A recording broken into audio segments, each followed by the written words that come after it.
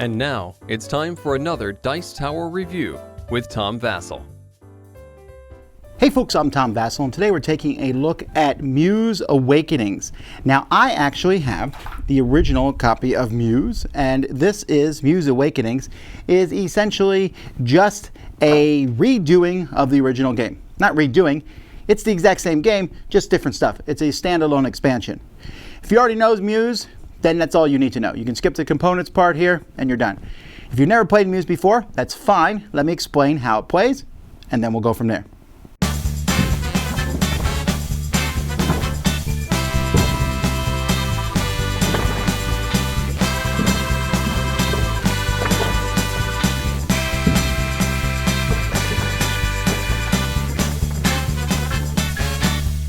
There are two decks that come with this game. One of them has all kinds of weird, interesting drawings on it, and the other is a bunch of these clue cards here that might say something like, say any number, create a design on the playing surface using only the top 15 cards of the deck, name a game released in the last 20 years, etc. So you're going to have these cards here, and everyone's going to be split into teams, 2 or 3 teams. And so when it's your team's turn, the other team or another team will draw 6 of these cards, looking at them, and they're going to be giving one to you. So maybe they give you this one, and that's secret. They're also going to be drawing the top 2 Muse cards, and maybe they'll give you this one, strike a pose using any part of or parts of your body. So you look at this. Oh, that seems pretty simple. All right, then you'll take back the cards, the other team will, and they'll shuffle them all together. And they're going to reveal them. Now, they've only shown these cards to one person on the other team. That person is the clue giver. That person must now strike a pose using any part or parts of their body to get everyone on their team to guess which of these 6 it is.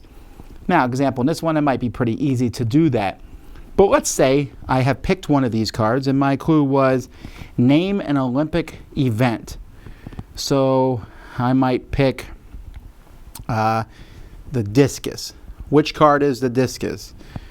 I don't think that's actually a pretty good one here because I'm trying to get people to guess this one here, and I'm thinking of discs. No, that may not be so good. What would be a good Olympic event for that one?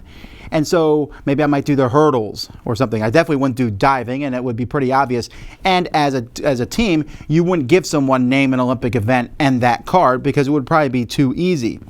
So there's all sorts of things. Name a non-fictional location on Earth. Name a non-fictional beverage or liquid. With both your elbows on the table, make it a stationary shape using both of your hands. Your team will work together. They get one guess. If they guess it correctly, then you get to keep this card, and that's how many cards how many points the card is worth. You keep going until one team gets to 12 points, and then that team is the winner.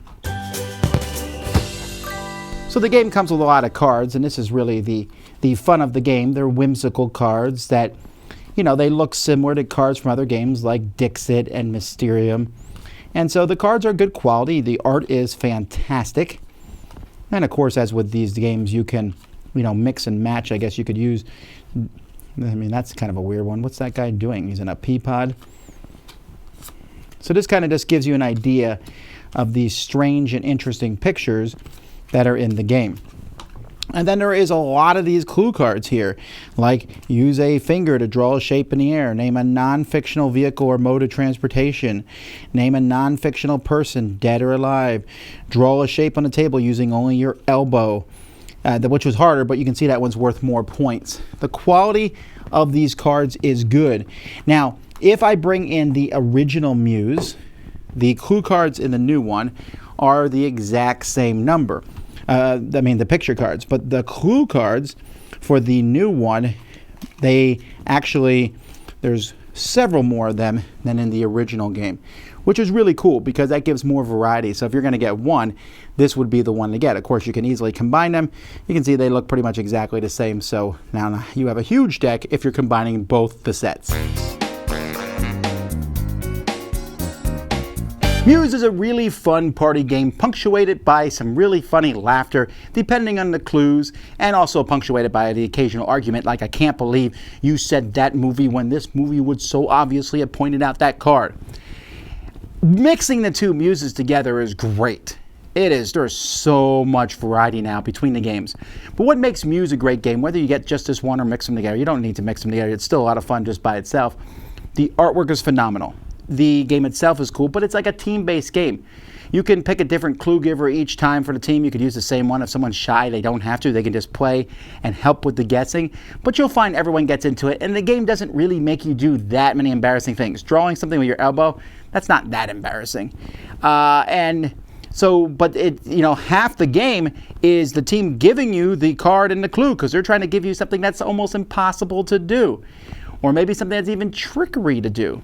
Like I might give you, for example, let's say there was 2 swimming things, and I gave you and said pick a sporting event, and you're like, oh, diving, but wait, there's a diving board on both. Ooh, now if I do that, they might pick the wrong card. So things like that. I like it. It's really easy to teach. It's really easy to play. It's a good party game. That's Muse Awakenings.